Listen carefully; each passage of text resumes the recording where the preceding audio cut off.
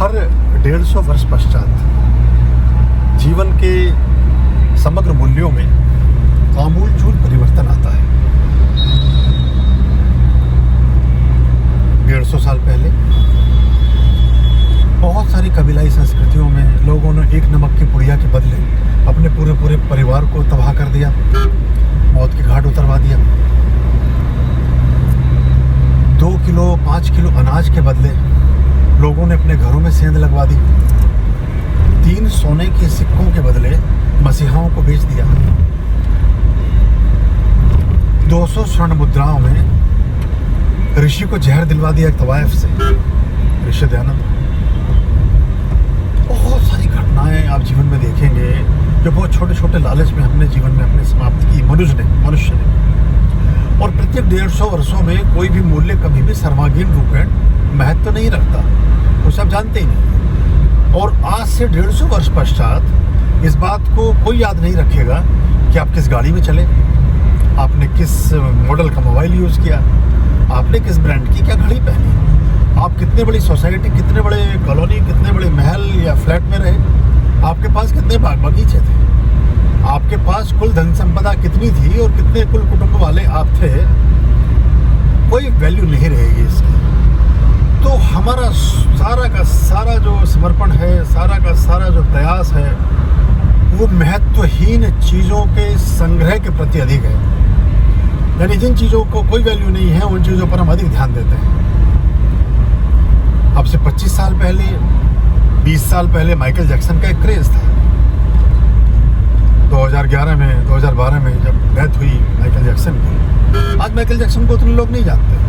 50 साल बाद, 25 साल बाद और कम जानेंगे, और 150 साल बाद कोई भी पहचानेगा नहीं कि इस नाम का कोई व्यक्ति था कि नहीं। तो ना यश, ना नाम, ना पद, ना प्रतिष्ठा, ना धन, ना धान्य, ना जमीन, ना जायदाद, ना जेवरात, ना पैसे, ना फिक्स डिपॉजिट, कुछ भी जीवन की धरोहरें नहीं हैं।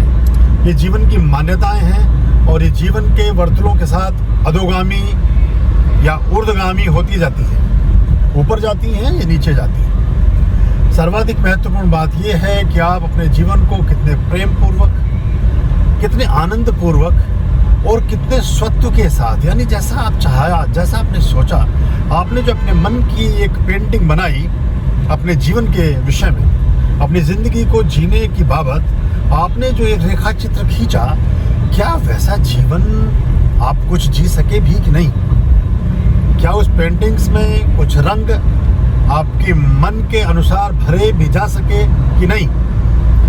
अपनी इच्छा का, अपनी आत्मा का उठा हुआ कोई गान आप कभी गा भी सके कि नहीं? अपनी रुचि का, अपने स्वभाव का, अपनी प्रकृति का, अपनी पसंद का कोई सुस्वाद भोज आप कभी खा भी सके कि नहीं? ये जिंदगी का कंटेनमेंट है, भराव है, जिंदगी की एक बड़ी बात है जिसमें प्राय समस्त मनुष्य इस तत्व से, इस तथ्य से, इस सत्य से, इस मूल्य से च्युत रहते हैं, पृथक रहते हैं, अलग रहते हैं। इसका भान और समझ नहीं विकसित कर पाते। तो यदि हम सोच सकें कि हम किन गुणों को, किन वैल्यूज़ को, किन मूल्यों को, जीवन के किन धरोहरों को वास्तविक मान दे रहे हैं, वो वास्तविक मान की पात्र हैं भी कि नहीं, अगर ये सोच और समझ हमारे भीतर विकसित हो सके तो हम जीवन के प्रति अधिक बोधपूर्ण होते हैं, अधिक होशपूर्ण होते हैं और जीवन को फिर ठीक दिशा में जिए जाने के प्रति भी एक स्वाभाविक उमंग पैदा होती है। और स्वाभाविक उमंग आपको फिर क्रमशः शनै शनै परमात्मा के पथ की ओर ले जाती है। स्वाभाविक गति है वो, क्योंकि बूंद समाना समुद्र में, कबीर कहते हैं ना। तो जब बूंद पूर्ण रूपेण समुद्र में समाएगी तभी वो परिपूर्णता को उपलब्ध हो सकेगी। तो जिन्होंने भी जीवन में एक आत्मतोष को प्राप्त करना है, जिन्होंने एक परम संतोष को प्राप्त करना है, जिन्होंने जीवन में धैर्य और शांति, प्रेम और सहानुभूति, सौहार्द, मित्रता और करुणा और मैत्री के ताने बाने को बुनना है, उसको अपने जीवन की सार्थकता के बारे में बोध को जगाना ही होगा।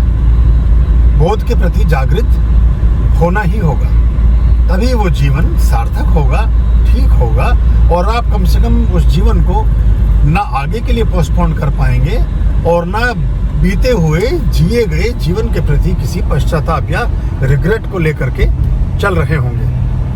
आपके जीवन में सर्वत्र शांति के पुष्प सिंचित हों, आपके जीवन में परम संतोष के बीज अंकुरित हो सके, आपके जीवन में प्रेम का प्रसाद प्रतिफलित हो, आप मैत्री, करुणा और सौहार्द के सच्चे मूल्यों के साक्षी बने।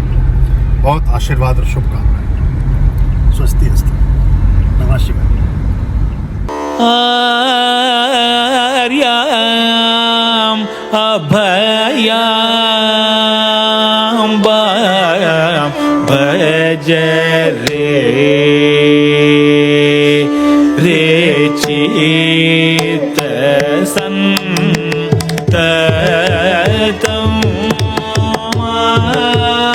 आर्याम अभयाम भज रे